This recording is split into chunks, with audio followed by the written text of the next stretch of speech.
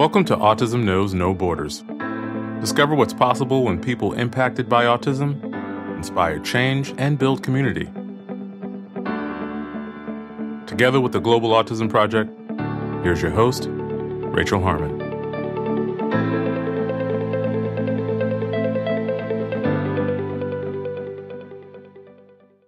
Hello, everyone.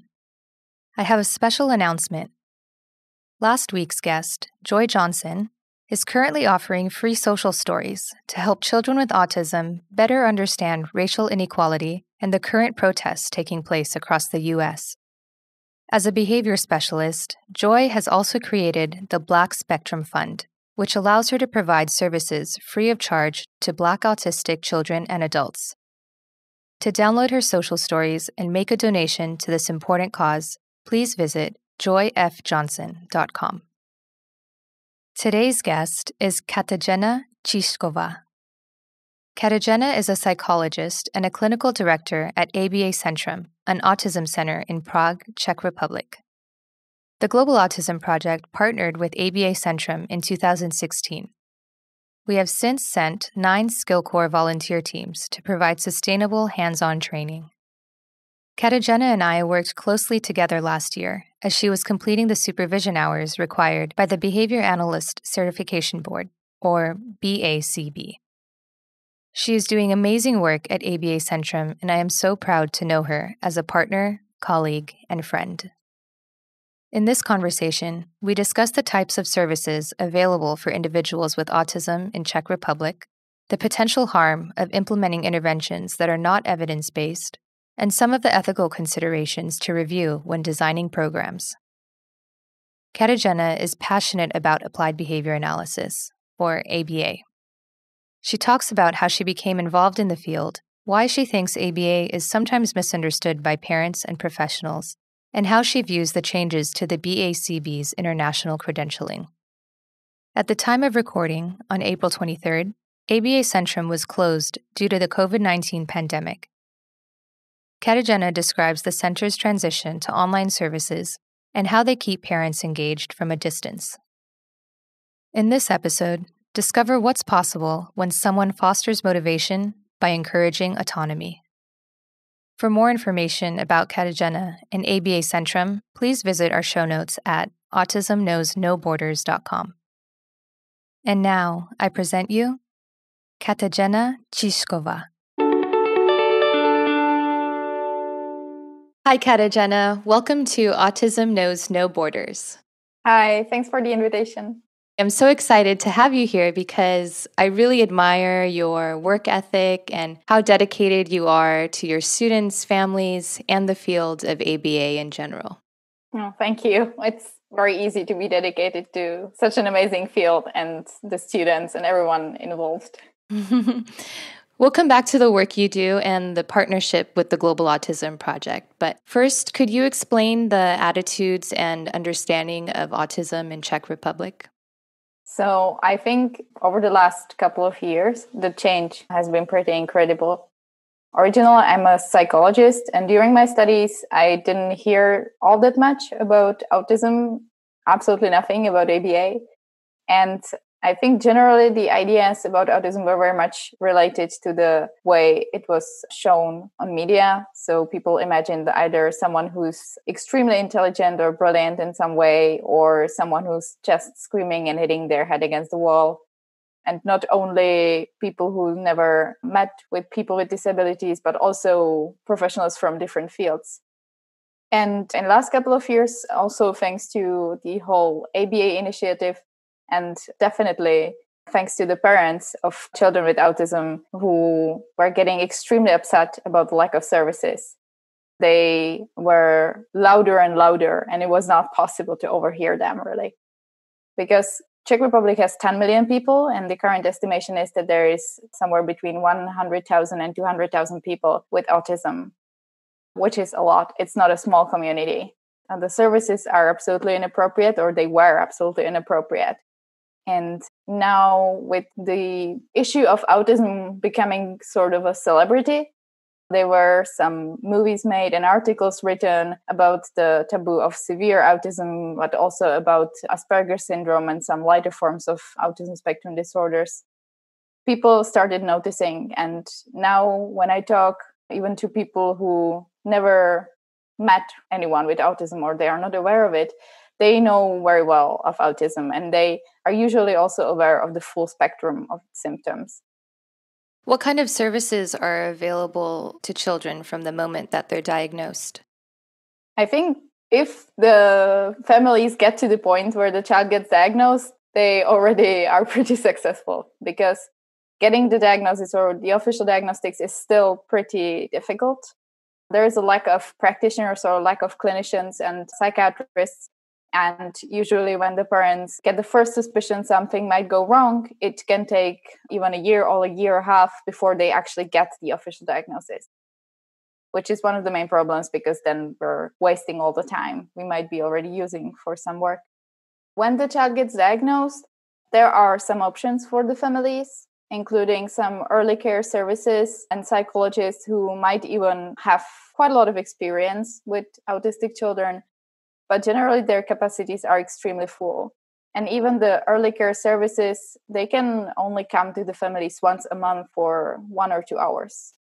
And there is no official stable network of experts that would be interconnected, that the parent would get not only the diagnosis, not only the code, but also some suggestions like, here is the list of contacts, you do this and this and this. This is the way it will work from now on. So most of our parents that we work with, their experience is that they're suddenly standing on a street with a paper stating the diagnosis, and they have no idea what to expect or no idea where to turn to.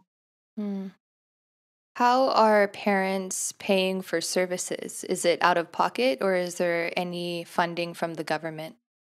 Currently, there is no official funding for the services. Some of the services are provided for free, but those are, for example, those early care services. So you get, let's say, 1 visit per month that is paid by the government. Also, if your child gets some official psychiatric drugs, it also gets supported by the insurance system. But there is no support for any sort of approach like ABA. And the families have to pay it by themselves, which obviously is a huge burden for them, because it's not that uncommon that only one of the parents work. The other one has to stay at home with the child. And then with one average salary, being able to afford everything that is connected to the autism, which is not only in our case ABA, but also occupational therapy, physiotherapy, all different sorts of therapies or approaches that the parents want to try because they are desperate to find out what works. That is actually really expensive. Do you see autistic children out in the community, or is there a stigma around having a diagnosis? This stigma doesn't only go for autism. I think that kind of the stigma we have in here around the whole mental health issues or the area of mental health issues. It is still not perceived to be entirely okay to find a psychotherapist or to go to see a psychologist. And autism belongs to one of the heavier diagnoses, or something we do not want to hear about so much. I think it's still too difficult for some people to become fully aware of, so they prefer to close their eyes. Even some members of my family, when I recommended them a documentary about severe autism, they said they would prefer not to watch it because they don't want to see what's happening. And I understand that it is really difficult. They are not being awful people. It's just really difficult to watch and makes them feel helpless. I think seeing someone with autism is getting more common, but it is kind of difficult for me to judge because I think I'm already used to the signals. I know what to look for. So there might be some subtle symptoms that I'm observing, I'm noticing, and I'm thinking in my head, this might be someone who has ASD or who has some troubles connected to autism. But it is not common like you would go to a park or be in a tram and there would be a family with an autistic child that was obviously autistic. If there is someone like that, it is still a very awkward situation, I imagine, both for the family and for the people around them. They don't know how to behave. They are looking at the family. In some cases, they are offering inappropriate advices or comments. That's also the experience some of our families have. On the other hand, a lot of our families, for example, are commuting by tram or by subway, and they mostly have good experience. They are families with children that are not so extremely visible or loud. So they can sit on the chair, for example, or sit on the lap of their parents and look outside of the window. But still, it can be pretty clear that there is something a bit different about them. And the parents said that until now, they didn't really have bad experience, even though people noticed. Sometimes someone asked, and it was all right. So are children with autism integrated into the school system? There have been attempts to integrate them, growing attempts to integrate them. I imagine the idea is good, and we definitely need to involve them into broader community. But the system itself is not entirely ready for that because the teachers are not educated well. And there is one teacher for 25, sometimes even up to 35 students. And if there is one or even more kids with special needs that might not even have personal assistants with them, this is impossible for them to handle. So even though the idea might be beautiful and there are attempts to change that, and there are more and more courses emerging for special education teachers and for personal assistants, offering them ways how to work or giving them tools how to work with our children with autism. And I imagine in this point, it is not possible to prepare the whole system at once and then just start it. It already started and we are slowly working on it. We're slowly educating people. We're slowly putting the children with autism amongst neurotypical children. And it is a process. But in some point, it was really difficult because they canceled the schools that were specialized for children with special needs. And they kind of threw them into the typical system of education, which resulted in our children sitting in the corner and playing or just doing their own thing because the teacher had no capacity to take special care of them. Are there any services available for adults? There are services. Usually they are not specialized for people with autism, and they are generally services for adult people with some sort of mental disorder or disability or impairment. So you usually have people suffering from schizophrenia together with people suffering with intellectual disability and people with autism.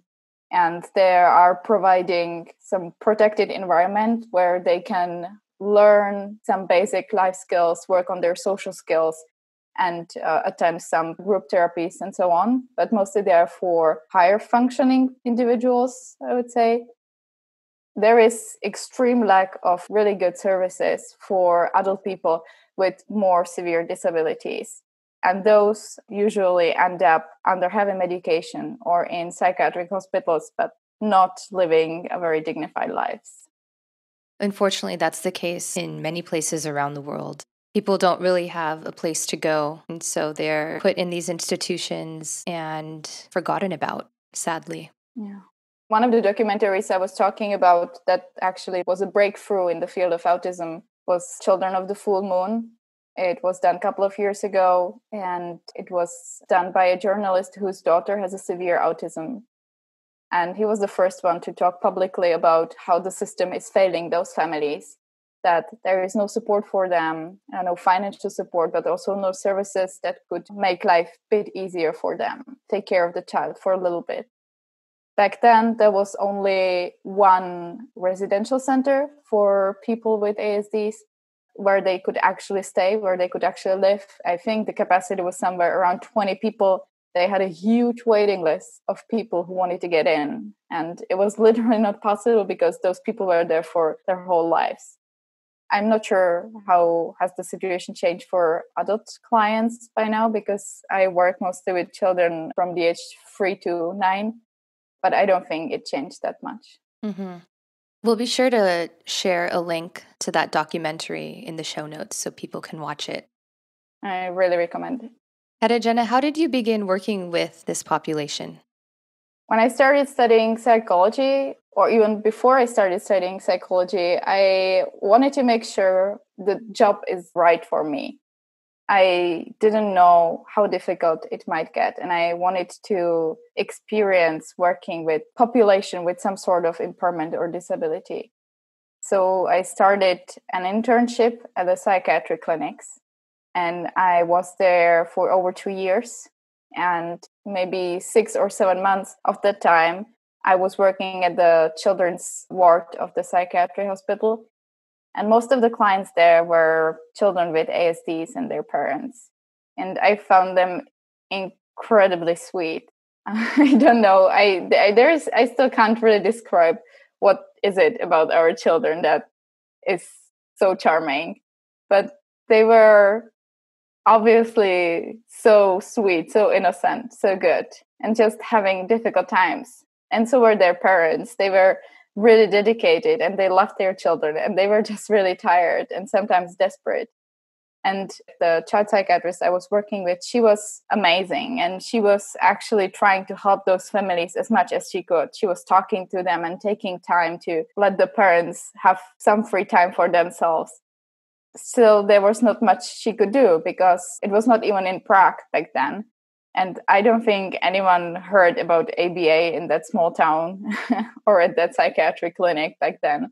So she had nothing to offer to those parents but some medication for both them and their children to make it a bit easier for them. So even though she really wanted to and she really tried, she didn't have any solution for them. And I felt sort of desperate. I really liked those kids. I really liked those families. And I couldn't imagine working with them. I couldn't imagine telling them every single day, I'm sorry, I don't know what to do for you. What else to do for you? So that was my first experience. And even though I really enjoyed it, I dropped the idea that I would be working with children with autism because I just couldn't find any approach that would make sense to me back then. And how did you get introduced to ABA? That was a complete coincidence. I was scrolling through my Facebook, I think, and suddenly a note popped up from Masaryk's University in Brno that they had a couple of scholarship spots to study applied behavior analysis on the Florida Institute of Technology. I've never heard of applied behavior analysis before. And back then, I was already almost finishing my psychology studies. And I just opened the document and I read a little bit about it. And then I read some more on the internet, and it just sounded a bit too good to be true.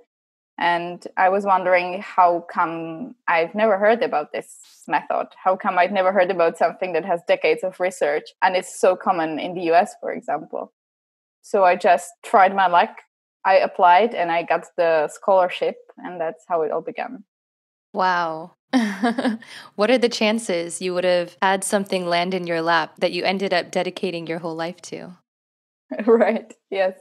You might have heard of our CEO, Molly, talk about a passion station, and I love this idea. So I'll just explain for people who are unfamiliar. A passion station is a memory that you reflect on that reminds you of why you love doing what you do.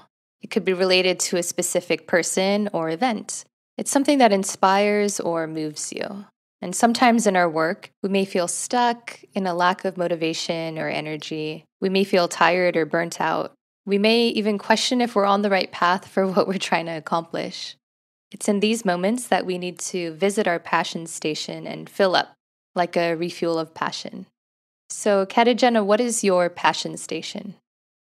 I think I have a whole lot of them, actually. There are constantly new ones coming in. One of my strongest ones would be the first client I was fully responsible for. When I started working in the center 3 years back, after 3 months, there was a new family coming in, and they were foreigners and they could not speak Czech. And they wanted therapy for their, back then, 3-year-old child, a daughter, in English. And I was the only one who could speak English back then in the center. So I was suddenly fully responsible for the program and for the girl and everything around her. And she was incredibly sweet. When she came, she could only say basically one word, which was give. And she was saying it to everything. But she had this amazing, huge smile, and she had wonderful eye contact. She was breaking every single myth about autism. She was so social and so cuddly. Even though the beginnings were extremely difficult because she just wouldn't want to leave her mom for a single second. And she was screaming and crying every time the mom tried to leave the room. It only took 3 weeks and suddenly she was running towards the center. She was always laughing so hard. She never wanted to leave the session. And she was this amazing first client where you actually find out how well do ABA principles work, because everything we tried, everything I put into the behavior plan worked immediately. She was such a fast learner. It was like a miraculous progress every single day with her. So I think my passion station would be her huge smile, and also talking to her mom after one session where her younger sister wanted to come in to our playroom because there was a lot of swings. And she also wanted to swing. And they started fighting a bit over the swing.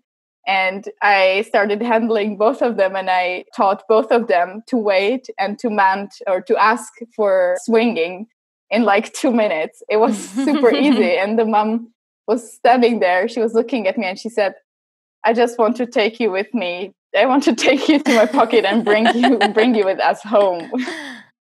That's a beautiful moment when you can see that the parents have bought in to ABA also, and that they can see the progress in their children. I'm sure all of our listeners can reflect on their own passion stations. Mine is a boy I used to work with when I was living in France. I mentioned him in episode 3 that I recorded with Eileen Lamb. This boy was 6 years old at the time when I met him, and he engaged in a lot of self-injurious behavior. He would hit his head and bite his hand. He was able to make some sounds, but he didn't have any functional communication skills. So I used music in our session to teach him how to make requests. So for example, I would sing nursery rhymes, like the catchy melodies, and leave out a word for him to sing, like row, row, row your. And from him practicing the B sound for boat. Do you know that song? I've heard it, yes. Yeah. From him practicing the B sound, he was able to generalize it to ball and his favorite, bonbon, which is candy in French. Aww. So over time, we saw the self-injurious behavior decrease, and he was always so excited for music time. And every time I think about him, I feel a refuel of passion. And I can also picture his smile, too. And I'm reminded why I love working with this population. I find this absolutely an amazing example of the work we do. Sometimes ABA is viewed as highly structured and impersonal, but then you have to get so creative because you have to be the most interesting thing for the children. You have to be the motivation for them. And you have to come up with something so individual and perfect for them, like exactly this, just teaching them by singing songs. It has nothing to do with some cookbook recipe or cookbook approach. It is an amazing, creative, and fun work.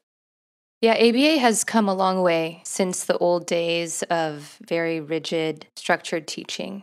It still gets a bad reputation, unfortunately, but I think with more exposure and more modern programs like we are doing, people will discover what's possible with ABA. Katerina, when did you start working at ABA Centrum? I came, it would be exactly 4 years ago, it was April. And I had already started my third semester studying ABA on FIT. So I had some theoretical background, but I still had no idea what would the work actually look like. And back then, the ABA Centrum was the only behavior analytical center in the whole country. And they were searching for therapists. And again, this just randomly popped up on my Facebook page. So I applied and I came for an interview. And I think the excitement was on the both sides. Like, oh my God, there's actually a center where I can apply ABA. And oh my God, there's actually someone who wants to do ABA and who even studies ABA. So it was an instant click. And at first, for about a month, I was only observing the sessions. And I was completely freaked out because it seemed so fast and very structured. And I had no idea what the cards were and how to ask proper questions and how to do the work with the children. And everything I've learned theoretically was just so difficult to apply with the kids. And in the end, I had to remind myself that the most important part of our work is to have a really good relationship with the child, to learn how to play with them, to get to know each individual child, to find out what motivates them, what actually makes them want to be with us. And so I started with just that, playing with the kids and getting to know them and having fun together. And all of the other things just came over time. Mm-hmm. Tell me about the center now. How many students do you serve? How many staff members do you have? We've experienced quite a growth over the last 2 years. 3 years back when I started, the center was owned and led by Katerina Cizkova. And when I started, there were 5 therapists, I think. And in a couple of weeks, 3 of them left. So for some time, there were only the 2 of us plus 1 more therapist who came shortly after that. And right now, we have a different owner. And there is currently 11 therapists working with children. We have 7 therapists working in Czech section with Czech clients and 4 therapists working with Ukrainian and Russian clients. Very diverse. Yes, we currently offer therapies in 7 different languages. Wow. So Czech, Ukrainian, Russian. Slovakian, English, German, Spanish. I think that's it. That's 7. Yeah. Very cool. Are there other ABA centers in your area? Right now in Prague, there are in total 3 ABA centers that I can vouch for or that I think are absolutely amazing. There is ABA Strategie, which was the second center that started after ABA Centrum. And it is led by one of the 2 Czech BCBAs that we have, Katerina Cizkova. And then there is a small center or an office of ABA under the National Institute of Autism, led by our only BCABA, Lucia Schuma. And those 2 places I would wholeheartedly recommend. I think they're doing the best ABA you can ask for. Do you collaborate with other disciplines? We're starting to. We definitely want to. We have to, I think. It's not possible. And we experience that every single day, that we can only provide our services in the field of ABA or potentially psychology, which is also my field. But there are so many things we just do not know. We're not educated in speech therapy. We're not educated in occupational therapy. We're not educated in physiotherapy, in medicine. And we need those points of view so much, because sometimes we're working on something and the child seems to be stuck and we have hard time setting the program in a way that would be good for them. And then someone comes who has a background in speech therapy and they say, oh, this is not possible because those muscles around your mouth work in a little bit different way. Or an OT comes and they say, oh, that's clear why the child cannot do this imitation, because they still hasn't developed this sort of grasp. So it is perfect for us to have someone to give us an advice on that.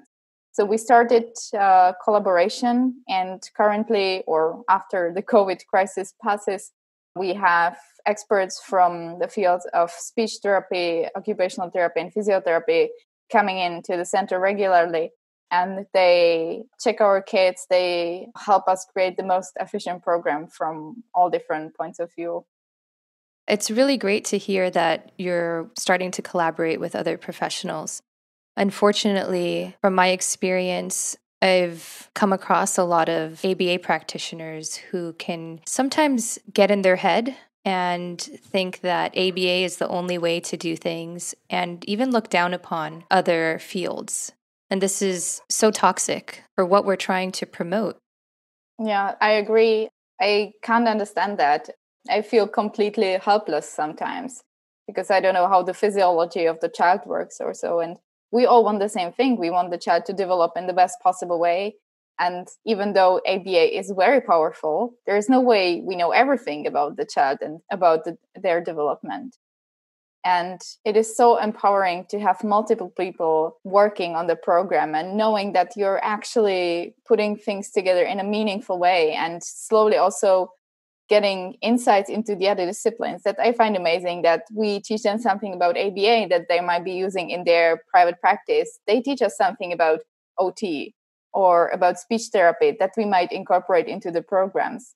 And not only with those specialists, but also, for example, people who work with our kids at schools, the assistants or special education teachers. Every time someone is interested in finding something more about ABA and they come on some of our trainings because they want to know how to work with those kids, I'm amazed. It's their free time, it's their private resources, and they want to know. And we need them as well because, the basic of our work, or if you want the intervention to be efficient, we need as many people as possible to work with the child in a good way. And we all need to work with the child in the same way, so not to react differently every single time. So it's in our own best interest to collaborate with everyone around them. Exactly. I want to talk about the BACB announcement from December of 2019. They announced that they will no longer accept certification applications from individuals who reside outside the US and Canada. How has this change affected you? Because you've finished your coursework and your experience hours to sit for the exam. Do you still plan on doing that?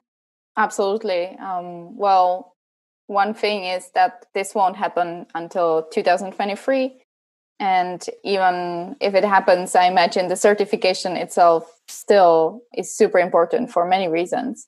So I definitely want to follow through and I definitely want to sit for the exam. I remember the day it was announced. Suddenly there were people from the ABA community in Czech Republic sharing the article, the announcement. And at first I couldn't even understand what that meant. And people were getting angry and I just couldn't wrap my head around it. It was very confusing for everyone. Yeah. Yeah. And then suddenly the whole ABA, the global ABA community, started getting nuts on all social media. Everyone was raging. And I think then I fully understood what it meant, how huge the announcement was. And in the same time, people started coming up with solutions. People started coming up with the brighter side. Like, this is the only thing that will make Europe create their own certification system. This is actually what we need. So even though the timeline for it is quite deadly, in the end, I think it's a necessary step for us to create something on our own, not to have to be dependent on the American board and on the set of rules that are quite understandably based on the American perception of ethics and social system and everything. So even though it is scary, I still believe it is a necessary step for the change that has to happen. And it's a bit like with the COVID, you would never think that things can go so fast. You would think that some projects just have to take years. And then the global pandemic happened and things that they're meant to take years were suddenly finished within days or weeks. And that's because it was necessary to do. And I think now we're in the same situation with ABA. We just have to create something on our own. And even though we're afraid, I don't think it's not possible. I love that you've taken on a different perspective and seeing this as an opportunity. You mentioned that there are different ethical considerations between the, let's say, American culture and that of Europe. And you also gave a really wonderful presentation at ABAI last September in Sweden. We were there together. Would you mind sharing some of the ethical considerations that are different between both cultures? Sure. Well, first, thanks for the support. I couldn't have done that without you, definitely. I think the code of ethics as such is great. All the points there make a lot of sense. I think what can be potentially problematic is to look at some of the explanations of the code as holy rules and losing connection to some ethical norms that I think are much more important. For example, if we make sure we never accept a gift from our client, we may also really harm the relationship. I don't think Czech Republic is so extremely different from some of the American habits or ethics. But there are countries where refusing to take a gift would mean something terrible for the relationship. And then I think the ethical guideline is not something that is written in a textbook, but the ethical guideline should be some of the basic principles that our science is built on, like do no harm and just always protect the client, always do what's the best for the relationship, and also remaining critical, re-evaluating everything, remaining analytical, which is the very core of our science, to always look at the current situation, at the individual situation with the individual person we're working with.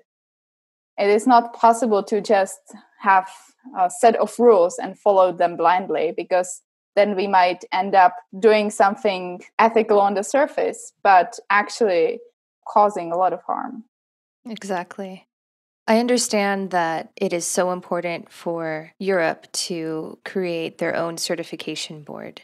Could you talk a little bit about why this is important? What is happening in Czech Republic with other autism centers who maybe are claiming to practice ABA but don't have any kind of certification to back them up? Right now, this is a really tricky situation, and it is really difficult to talk about it without making someone angry. But right now, ABA is not well rooted in the Czech legal system. And even though there is a law regarding ABA, it's all connected to the BACB certification, which becomes invalid after 2023. So now that has to be rewritten. And since it was not very easy to manage to get the law or the part about ABA there in the first place, I think this is causing a lot of worries to people who did an amazing job squeezing this part about behavior analysis into the Czech legal system, like Karel Pančocha from Brno. What is happening right now is that there are pretty clear rules for someone in Czech Republic to call themselves behavior analyst or offer behavior analysis. And right now, there's almost no one who can do that. And the law doesn't really consider in such detail differences between people who, for example, provide ABA under official supervision of a certified person and people who base their work on ABA. And they put everyone on the same level, without discriminating that someone might have studied ABA, someone has an official supervision, and someone just did a short workshop on ABA and they found it amazing, understandably, and they thought they could do it, so they started offering it. And this can obviously result in very harmful interventions. There is quite a few centers or quite a few approaches to autism or to the therapy of autism in Czech Republic right now. And I think that's great. I think we need all those diverse approaches. And just the fact that they do not have the luxury of decades of research, just like we do, that doesn't mean that they do not work or they should be forbidden. But then there are some approaches that take a lot from ABA and they just drop the part that might be really difficult, like collecting data and data analysis. And they tend to use a cookbook approach. Like you have those set of rules, that's what you do, and your child with autism will get better. And it might work because those rules are based on ABA, but on some level, there is understanding on a deeper level missing. Mm-hmm. It's not individualized. Yes, exactly. How complex the program has to be, how complex the whole science of behavior is. And that worries me because even though they are amazing people, they want to work with children with autism, they are providing services that we don't have. So I don't want them to close the centers. I just wish there was some board or someone regulating what can we call ABA and what are the standards of this work and what are the differences and what are the possible educations. Because I imagine right now it is also not so easy to get the education in ABA still, even though we even have program in Czech Republic right now. maybe what those people are lacking are more opportunities to get the correct information to offer those services. Do you imagine yourself being part of a board in the future to help develop these kinds of regulations? I'm afraid to say that, but I'd rather not. I think it's amazing to be here when everything is happening, to be present to ABA being born in Czech Republic.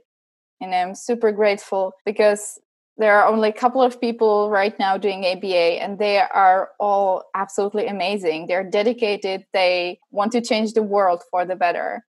And they are all extremely exhausted. We had a big meeting in December. Around 20 clinicians from the whole country met in our center, and we had this first round, and everyone said, hello, I am this and that, my experience is this, and I'm really tired.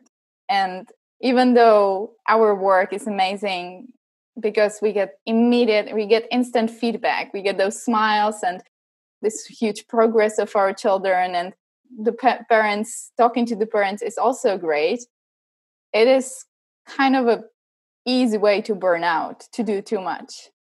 And I think the center will always be on the first place for me. I always want to take care of the clients in the center and of the families and of the therapists in the center. And I'm afraid that if I go for something bigger right now, I might just also fail the families that depend on me right now. I am excited to see what's happening in this area, and I am very happy to help. I just don't think right now I have a capacity to play any bigger role in the process. Mm-hmm. So switching topics, tell us about the partnership between ABA Centrum and the Global Autism Project. I just realized yesterday I started counting how many Autism Project trips I've met, and I stopped counting in the middle. The skill core trips. Yeah. The skill core trips, yes. So the center has already partnered with the Global Autism Project when I started working there, and they already had one trip before I started. Do you remember what year that was? That was 2017. Mm-hmm. And ever since, I think we've had 5 or 6 skill core trips. And every single one of them, or every single team, was bigger and bigger and more amazing. The first trip was, I think, of 5 people, and the last 2 were of 10 and 9 people. And it was always an amazing experience. There were always 2 weeks so incredibly full of work that after the team left, we all slept for like 24 hours straight. And in the same time, we had really hard time falling asleep because we were so excited to implement all the changes and everything that we've worked on together. So every time it was an incredible portion of inspiration and energy, and also a really necessary support. There are not so many of us doing this work in here, and it's not always very easy for different reasons. And just someone coming in, someone who might be running their own center in the US, someone who might have more experience or different kind of experience, watching you doing your work and saying, hey, you're doing amazing. This is great. That's something you don't even know you really needed to hear until you hear it. Mm-hmm. You're not the first person who said that. Yeah. And how about your relationship with other partners, the Global Autism Project? You went to Global Summit last year in Bali. What was that like for you? That was one of the most powerful experiences of my life. I'm really, really sorry due to the COVID. This year's summit is cancelled, and I still believe that only means that the next ones will be only more amazing. Mm-hmm.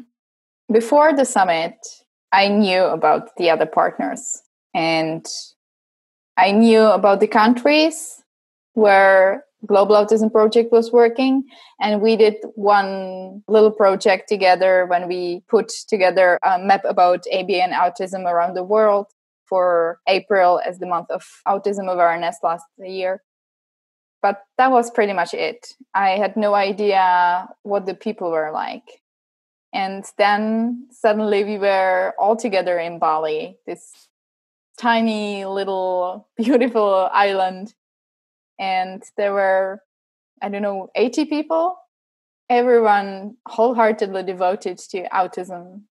And all the partners, everyone we've heard about, they were with us in one room, most of them in one accommodation. And we were having breakfast together, and we did all those amazing activities together, and we listened to their stories. And suddenly it was so clear that we all share the same story. We all share the same struggles. We all do the work for the same reason. And it doesn't matter whether we're from Czech Republic or China or Ecuador.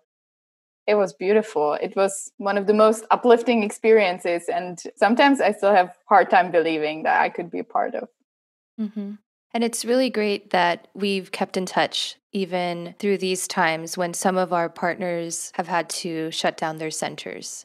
We have our weekly calls, and we're able to check in with each other and support each other through these times. And it's just a reminder of the community we've built. And it's, like you said, it's a reminder that we are not alone in what we're doing. Yes, it is amazing to see all the partners every single week.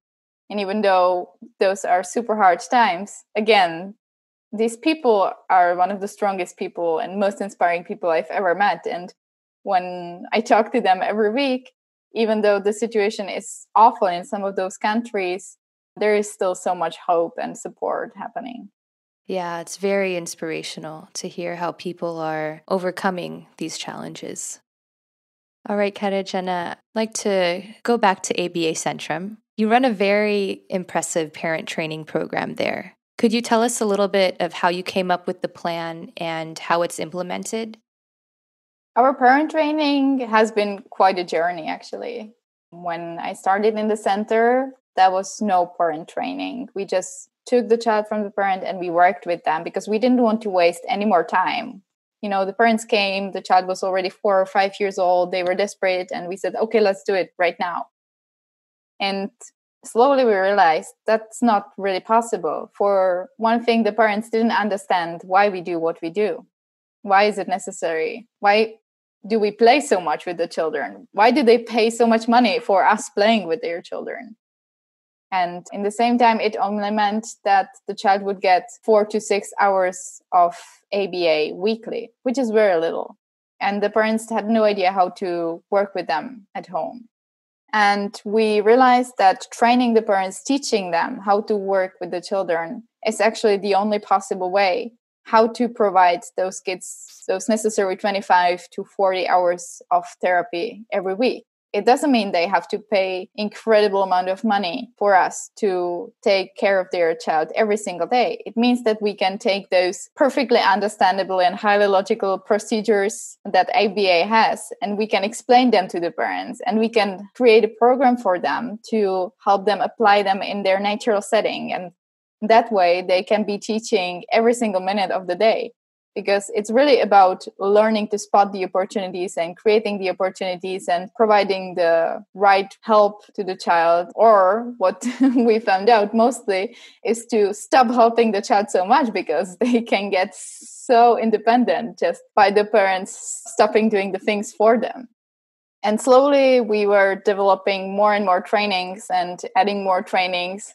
And then in some point we realized there was still one thing missing, which was the motivation of the parents, because we were just another approach that was telling them what to do and what not to do, and they didn't get the why. So we decided to make those trainings fun and to interconnect the community of our parents. We have a waiting room, and before that, the parents were just sitting there separately. Sometimes they said a little bit about their life, but that was it. And we set group trainings where the parents find out something about each other, and we have a lot of fun activities, and they will actually try those principles live. Why is it necessary to do this and that? Because ABA is amazing because everything is so easy to show real life, and we can come up with activities where the parents try it in a playful way. They have fun, and suddenly it clicks, and it's like, right, that's why I need to do this. That's how my child feels. And it turned out to be amazing. And the parents are friends by now. So our waiting room is very lively. We have Facebook groups. They keep talking to each other, and they are a huge support for each other. Because again, as I said, the community around autism is not small at all in Czech Republic, but somehow people are so separate from each other. And this was a great way to connect them more. So you've mobilized this community of parents and encouraged them to work with their children more at home. What have you been doing this last month that your center has been closed to ensure that your students continue to receive services? Probably as for everyone else, even for us, the whole COVID situation was very unexpected. Or for a long time, we didn't think it would be so bad. And when the center actually got closed, both us and the families were shocked. And I just didn't want to not support the families for weeks to come because no one had an idea how long this would take. And it's been 6 weeks since the center has closed. And we just wanted to make sure that the children won't lose all the skills that the parents and the therapists have been working so hard on. And we wrote an email to the parents and we said, we want to offer you support online. Would you be willing to do that? And we knew it would be super hard for those families because they have other kids they need to take care of. Some of the families, some of the parents lost their jobs and they were also in a very uneasy financial situation. And there was a huge wave of emails immediately saying, yes, please, we definitely want to continue online, which is a great feedback for us, a reflection of the relationship that we built with the families. And we just jumped in. It was, again, we were not ready for this and we didn't know how to use technologies properly. We had no materials from the center. We had no programs from the center. And we knew that the parents were working or the current need is something completely different than what we might be working in the center. Because right now they had to teach the children how to tolerate mouth cover, how to stay at home the whole time, and so on. So it was all very unprecedented. And at first, we just met with every single parent on Zoom for 1 hour to talk about their current situation. What does it mean for them? How do they feel? What can we do for them at this point? And we took it more as a general support for the family. So we said to them that if they are struggling with some of their other children, that might not be even the center's clients, we can also talk about that and try to apply the ABA principles into their lives in general to handle this crisis situation. And ever since, we had weekly calls with those families, and they are actually working so hard because they are trained. Most of the families were trained even before that, so they know what to do. And we just supervise them. They send us videos and questions, and we support them as consultants. So it showed us clearly that this is a very possible way of work. And then there was another group of parents that just got accepted to the center right before the pandemic. So they had no previous experience in ABA. They were just really grateful to finally get to the center. And 2 weeks later, the center gets closed. Mm. But since the parent training model we already have is pretty solid, we just decided to transfer it all online. And we asked the families, and again, they were excited, and all of them said, yes, I definitely want to do this. So we had the bigger part of the training, which was 10 hours in total. We had it online through Zoom. So that even after that, the parents can have their online consultations and they can start doing at least tiny little steps at homes during this crisis. That's amazing. And so important right now for them to feel empowered over this situation and learn more about their children too, maybe in ways that they wouldn't have if they were just dropping their kids off at the center.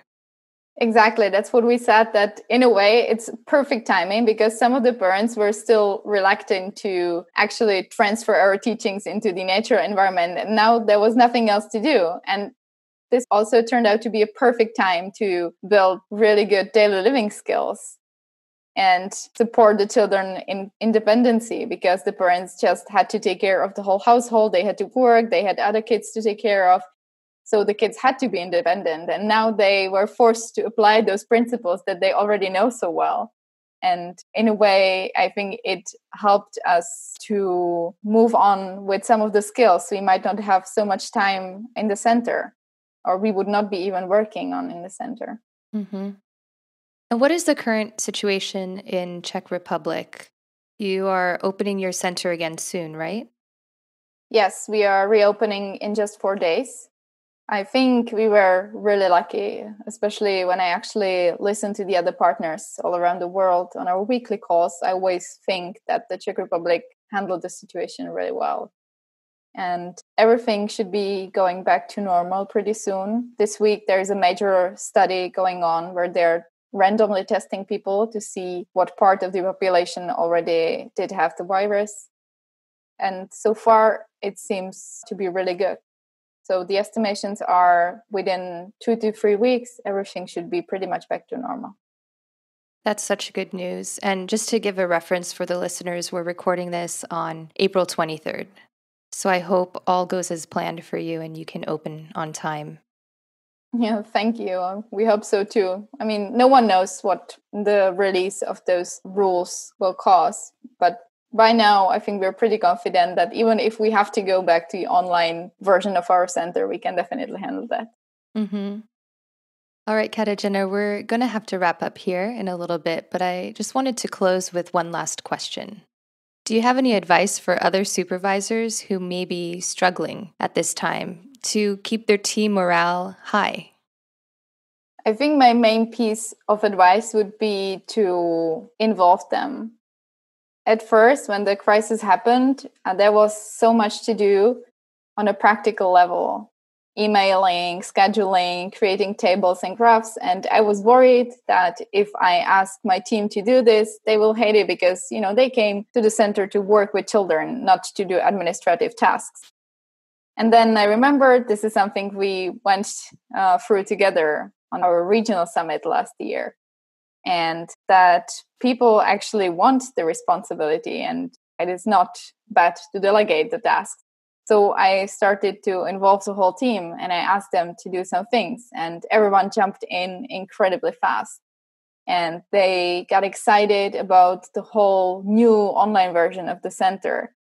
And they got excited about taking the opportunity to study. So we were sending links to all different kinds of workshops that were suddenly available for free. So part of my team got actually trained in VBMAP, in one of our assessment tools during the crisis. And then we just tried to come up with creative ideas. So, for example, we put together a Facebook page for our parents where we were uploading videos of potential fun activities they can do at home with their children. We tried to connect the families more. The whole team, but especially 3 members of the team, dedicated incredible amount of time into raising awareness on the 2nd of April. And they did a great job. Even though the whole world was consumed by COVID, somehow they managed to create this amazing social media campaign on Facebook and Instagram. And it was a huge success. And I'm so proud of them. And I think we suddenly had time to remember that this work is, again, creative and can be fun. And we can support the families in so many different ways, not just working directly with their children. So I think really including every single team member, meeting regularly and letting them come up with fun ideas they could do, ideas that will be fun for them and useful for the families. Mm-hmm. And that's also a reflection of your leadership, Katerina. I just want to give you credit for that too, because they have looked to you for support in this, and you've guided them in a way that is not only helpful for their students, but giving them meaning to their work also. Thank you. Thank you so much. I still don't think I can take too much credit because I just got lucky with the most amazing team, especially with my senior therapists. I really have no idea what would I do without them. Well, Katerina, it's been a pleasure speaking with you as always. And you're doing such an amazing job at ABA Centrum. You've grown so much as a clinician and as a supervisor. And I can say that I've witnessed a transformation in you through growth in your skills and in your confidence. And the world really needs more passionate change makers like you. Thank you. And really thank you for all the support you've given me. Take care. You too. Thanks for tuning in to Autism Knows No Borders. Katerina's dedication to the field of ABA and her commitment to the students and families at ABA Centrum is truly admirable. Speaking with Katerina reminded me of why I love working with the autistic population. My heart fills when I think about the different people I've worked with over the years. Whether it was a child learning how to communicate, a parent trying to manage challenging behaviors, or a teacher looking for a student's motivation, I feel fortunate to have had the chance to help them in some way. I invite you to reflect on your own passion station. Just to recap, our CEO Molly describes it as a memory that reminds you why you love doing what you do, whatever it may be. If ever you're feeling burnt out, or you've lost the direction in your path, or you just need to reconnect with what's meaningful to you, take a moment to visit your passion station and fill up, like a refuel of passion.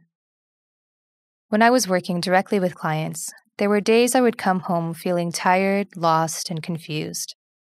I questioned if I was writing appropriate goals, if I was providing enough support for therapists, if I was communicating well with parents. I questioned if all the energy spent was worth it. I turned to visit my passion station and heard that little 6-year-old French boy say, bonbon. I remembered the progress he made from engaging in daily instances of self-injurious behavior to eventually learning functional communication. I was immediately reminded why I chose this field and learned to trust that I was doing the best I could. I encourage you to keep your passion station at close reach if ever you're in need of some reassurance. Tune in each week for engaging conversations of how people across the globe are inspiring change and building community. Thanks for listening. Take care. You've been listening to Autism Knows No Borders, brought to you by the Global Autism Project. You can find Rachel's notes for this episode and learn more about today's guests at autismknowsnoborders.com. If you enjoyed this episode, please subscribe to the show on iTunes or wherever you get your podcasts. By doing so, you'll be helping us increase awareness and acceptance of autism around the world.